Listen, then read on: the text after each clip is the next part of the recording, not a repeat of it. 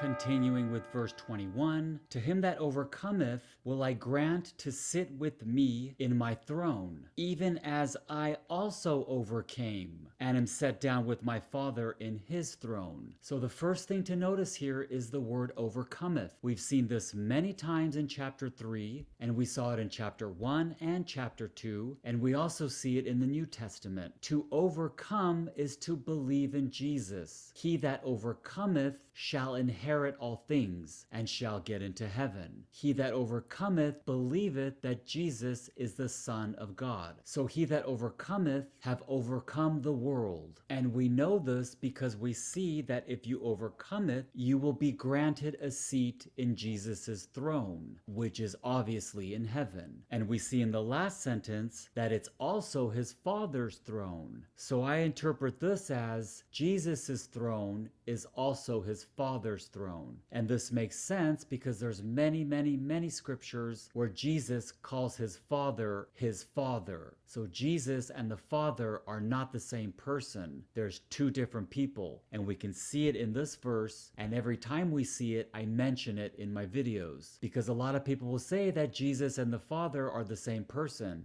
but they're not. They're one God, because the Father, the Son, and the Holy Spirit are one, but it's three different entities in one God. And God the Father and Jesus are two different people with two different faces. And if you read this verse, you can clearly see that. They're two different people.